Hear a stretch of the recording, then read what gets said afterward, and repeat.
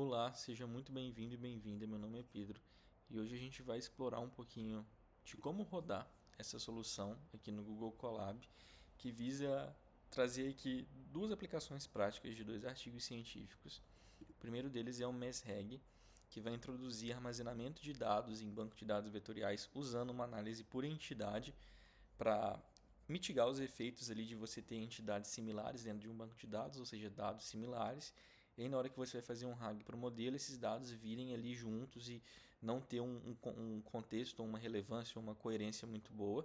Então, ele vai introduzir uma ideia onde a gente pode, ao armazenar esse dado num banco de dados vetorial, a gente também faz uma análise de entidades, dependendo do domínio que eu estou trabalhando, e armazena essas entidades, esses dados dessas entidades, nos metadados daquele chunk específico que está sendo armazenado. Né? Então, isso é bem legal porque, a depender do meu domínio, eu consigo não só armazenar o dado, mas armazenar dados dessa entidade do meu domínio que eu posso usar para fazer um filtro depois. A ideia é essa, que quando eu vou fazer um RAG para o modelo, eu consiga pesquisar também pelos metadados e não somente pela similaridade ali semântica do texto ou dos vetores em si, né? E um outro paper científico que a gente vai aplicar também, já que o nosso exemplo é um exemplo visando a área da medicina e da saúde, o MEDRAG, que vai introduzir para a gente alguns conceitos do MESREG também, mas que vai introduzir algo bem legal, que é o grafo de conhecimento, Knowledge Graph, que vai trazer para a gente ali mais contexto relevante para poder fazer um diagnóstico de uma doença ou de algum sintoma, e a gente vai usar um grafo de conhecimento feito através do Human Phenotype Ontology, que fornece para a gente aí muitos dados de doenças, de sintomas. E o que a gente vai usar aqui vai ser uma versão reduzida, claro, porque é realmente muito grande a base, mas que é perfeita para o nosso caso de estudo. Né? Então você pode abrir o Colab, aqui dentro tá as referências dos papers e do HPO. A primeira coisa que você vai precisar fazer é configurar o projeto no Google Cloud. Se você não tem uma conta no GCP, né, seria interessante você entrar e abrir a sua conta. E ali dentro você vai configurar um projeto. É super simples, basta criar a conta, vir aqui dentro. Se você não tem nenhum projeto, você pode criar um projeto novo aqui dentro. E aí você vai ter dois dados principais. O primeiro deles é o ID do projeto e a localização. A localização você pode colocar essa que está aqui, que está de bom tamanho. Para poder setar isso antes de você rodar o Colab, você vem aqui na chave e vai colocar os segredos aqui dentro. Né? Vai adicionar um secret com esses dois nomes que a gente colocou aqui e o valor que você tem. Né? O location pode ser esse aqui mesmo, não tem problema. E o project ID vai ser o que você criou. Né? O Google Cloud vai te dar isso. E dois passos importantes também é, o primeiro deles, habilitar a Vertex AI na lista de APIs dentro do Google Cloud. Então, dentro do seu projeto, você vai lá no menuzinho e clica em APIs e Services e vai abrir e vai habilitar o da Vertex AI. E a segunda coisa é habilitar também a parte de bidding, né? Então você tem uma conta de cobrança ali. A gente tem um free tier muito bom do modelo do Gemini que a gente vai usar, mas você precisa ter isso configurado para que a conta esteja 100% funcional ali dentro. Então, é realmente bem legal fazer isso antes e depois a gente pode começar a rodar. Para rodar é bem simples. Só clicar aqui nessa setinha e aí ele já vai rodar o nosso pedaço de código. Sempre antes de um pedaço de código, a gente tem um pedaço explicando o que esse pedaço está fazendo. Então, nesse primeiro aqui, a gente vai estar setando as nossas variáveis de ambiente e vai estar autenticando no Google. Provavelmente aqui ele não vai me pedir nada porque eu já rodei, mas normalmente ele vai abrir um pop-up te perguntando se você poderia logar na sua conta do Google. Você tem que clicar em sim e logar na mesma conta do Google que você criou esse projeto. Tá? É bem importante que isso seja feito. Depois de rodar essa primeira etapa, pode rodar a segunda etapa, que vai fazer um import de mais dados ali que a gente precisa. E aí o nosso próximo passo vai ser carregar os dados dos nossos pacientes. Então o que a gente está querendo construir aqui é uma solução que tenha acesso a dados de pacientes que vão ser armazenados em banco de dados vetoriais usando a técnica que foi sugerida no artigo científico do MESRAG. Então a gente vai armazenar metadados quando a gente for salvar isso, baseado na nossa entidade de sintoma, paciente, queixas, e vai usar isso depois para poder trazer uma resposta mais acurada de uma possível queixa que venha a ser solicitada para o nosso modelo, né? Então, o primeiro passo é carregar esses dados de pacientes aqui e armazenar numa variável, tá? Esses dados aqui já estão pré-definidos, mas você pode trocar para algum outro que você acha interessante depois, tá? Então vamos lá. Rodando aqui, você pode ver aqui que ele retornou, né, os pacientes, os IDs, tudo bonitinho. E a segunda coisa que a gente vai fazer é carregar o nosso grafo de conhecimento também para dentro do nosso projeto. Então, quando eu clico aqui, vocês estão vendo um gráfico de conhecimento do HPO, mas muito filtrado, porque era realmente muito grande. E a gente fez uma adaptação aqui dentro desse JSON para que faça mais sentido para o nosso contexto aqui do exemplo, tá? Mas você pode trabalhar isso da maneira que você achar mais interessante. Depois disso, nós vamos precisar definir o nosso modelo que a gente vai usar para poder fazer um embedding, né? E a gente também vai usar um modelo de embedding do Google, que é o Text Embedding 005. E depois a gente vai definir a nossa função que vai gerar as embeddings dentro do nosso contexto de projeto aqui. Então a gente passa o conteúdo e ele vai gerar para mim ali dentro os embeddings de dentro desse modelo que a gente pré-selecionou, né? Depois disso daqui, nós vamos definir a nossa função e o modelo que a gente vai usar para extrair os metadados de dentro de cada um dos nossos pacientes, né?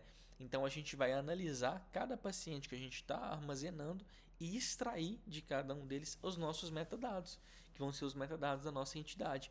É aqui que você pode mudar e colocar depois, caso você esteja trabalhando em um outro domínio, né? Então a gente está pedindo para ele extrair aqui uma lista dos sintomas principais, as potenciais condições do nosso paciente ali no momento, a data que foi recordado esse paciente, esse prontuário, esse registro, a idade em anos do nosso paciente, porque isso é relevante no contexto médico, e o nosso gênero também, que é extremamente relevante também para o nosso contexto de análise médica, né? Então aqui a gente configura isso e faz a nossa requisição para o nosso modelo para entregar para cada um de nós essas entidades sendo extraídas. Quando você rodar aqui dentro, só uma coisa, deixa eu rodar aqui antes, que a gente não rodou esse aqui. Vamos rodar esse aqui depois e vamos rodar esse aqui novamente. Você vai ver aqui embaixo que a gente definiu a função, mas nós estamos aqui fazendo um teste para a gente conferir como é que está sendo esse retorno. E aqui você pode ver o retorno do teste. Ó. Você vê que baseado nesse paciente, ele retornou para a gente isso aqui. Ó. A idade em anos ele conseguiu pegar, record date ele não pegou porque realmente não tem, né, as condições e aqui dentro as listas de sintomas. Bom, então a gente viu que a nossa função está funcionando do jeito correto, ela está extraindo, está gerando entidade e agora a gente vai precisar popular o nosso banco de dados usando os embeddings da nossa função definida previamente e as entidades que vão ser geradas ali naquele momento. Então a gente vai definir isso aqui dentro e vai fazer essa população, né? Nós vamos aqui inserir isso daí dentro do nosso banco de dados, vamos combinar aí todos esses dados e vamos inserir esses dados. Então a gente pode rodar aqui dentro. E aí ele vai rodando. Aqui ele vai em batches, então você consegue ver ele extraindo cada um desses pacientes. Deixa eu rodar de novo e descer aqui embaixo. Tá vendo? Veja que ele vai extraindo e colocando. E no final, quantos que ele extraiu e colocou no nosso Chroma, né? Que é o nosso banco de dados que a gente está usando aqui. Essa parte aqui, ela vai mostrar e vai demonstrar um pouquinho de qual é o problema principal que essa aplicação visa solucionar, que é justamente o retorno de entidades que não são relevantes para o nosso contexto ali quando a gente está fazendo um RAG, e o MESAG vem justamente para poder usar ali os metadados das entidades para resolver isso, e o MEDRAG com um grafo de conhecimento para trazer uma resposta mais acurada para o modelo, né? Então, se você rodar aqui, ele vai te dar um exemplo de como isso daí seria feito sem essas soluções que a gente está implantando aqui. E aí você pode analisar depois e entender como é pobre, né, o nosso resultado baseado num RAG muito simples, sem muitos desses conceitos, né? E usar de comparativo com o resultado final que a gente vai ver daqui a pouco. Depois disso, a gente vai precisar definir o nosso Query Parser. O que é o nosso Query Parser? O nosso Query Parser é um conceito utilizado também dentro do Mesrag que vai pegar a nossa pergunta principal, vai tentar extrair dela alguma coisa que possa ser usada para pesquisar nos metadados. Então vamos lá, eu recebi um dado para ser armazenado no meu banco de dados vetorial, eu extraí entidades com ele, com aquela nossa função, e agora eu estou numa outra etapa. Eu estou aqui perguntando algo para o modelo que vai usar do RAG para poder pegar essa informação.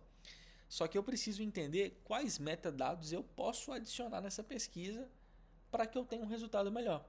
E a forma como que eu faço isso é usando um Query Parser, que pode ser construído de N maneiras.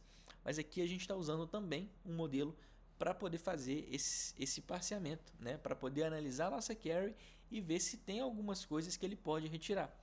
E aqui tem todo o prompt e todas as instruções necessárias para que o modelo entenda o que ele precisa remover e o que ele precisa entender e adicionar dentro da nossa query, né? Da nossa pergunta, da nossa mensagem para o modelo final. Tá? E isso daqui vai gerar para mim um retorno bem legal, extraído, que a gente vai poder usar para pesquisar nos metadados dos nossos arquivos ali no nosso banco de dados vetorial. Então vou rodar isso aqui também. Aqui eu posso testar o meu Query Parser, então eu estou testando aqui com várias perguntas e vendo o que ele vai extrair de cada uma delas. Vamos rodar também. Então aqui para essa pergunta, vamos voltar, vamos pegar uma melhor aqui.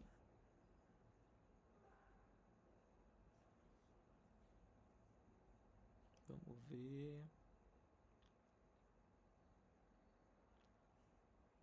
Meu paciente, um homem de 68 anos, viu a sua visão ficar embaçada progressivamente e demos alguns detalhes aqui dentro. A gente pode ver aqui que ele, com o nosso Query Parser, conseguiu aproximar a idade, aqui no caso está bem claro, 68 anos, conseguiu definir o gênero que a gente precisa, conseguiu procurar os sintomas chaves dessa pergunta, desse texto, né, aqui dentro, e qual seria a nossa frase principal ali de busca semântica, né? Causas de uma visão sendo borrada progressivamente, e conseguiu aqui colocar alguns termos interessantes para a gente pesquisar num banco de dados médico, né? Como é o caso do HPO, que é visão sendo esmaecida, né? Sendo borrada aqui dentro, e o outro termo. Então a gente viu que o nosso Query Parser está funcionando muito bem. E o que a gente vai fazer agora é realmente integrar todas essas ferramentas, todas essas duas coisas, o nosso gráfico de conhecimento, o nosso banco de dados vetorial usado via entidade, os nossos Query Parsers dentro de um lugar só, para poder, enfim, trazer e demonstrar a nossa solução final.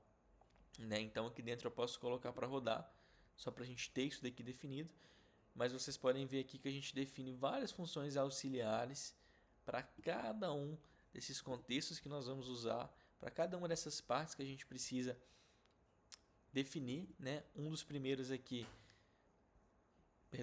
segundos aqui que é mais importante é essa que pega os atributos baseados no contexto do RAG, então ele vai entender ali dentro e vai ver como ele pode montar a nossa query que vai ser buscada lá no Chroma via metadados. E aqui dentro ele vai definir algumas outras funções também que são extremamente importantes.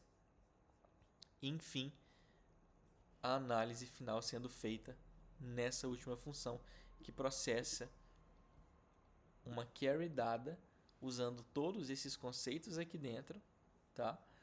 E no final ele coloca não só a query, mas o contexto que a gente buscou do paciente, e isso daqui é onde a gente usa o Mesrag, as entidades, e aqui o gráfico de conhecimento que a gente colocou também para trazer uma resposta mais acurada. Então a gente define essas funções aqui dentro, e aqui a gente pode testar todas essas queries aqui de exemplo, que no caso são 3, mas você pode mudar e colocar outras, e ver como o modelo vai responder. E aqui dentro eu coloquei para a gente entender e debugar melhor qual foi a pergunta feita, qual foi a análise feita, então isso aqui é o retorno oficial, aqui uma informação das coisas que a gente pesquisou, quais metadados a gente pesquisou para trazer a nossa análise, trazer as nossas entidades e um pouquinho também do nosso processo de pensamento do modelo, né? O que ele considerou ali na hora de retornar esses resultados. Então aqui a gente tem 3 resultados.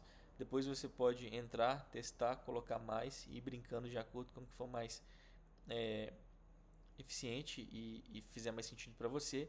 Mas no contexto geral é isso. Aplicação de armazenamento de dados em vetores usando as entidades, baseado no nosso domínio.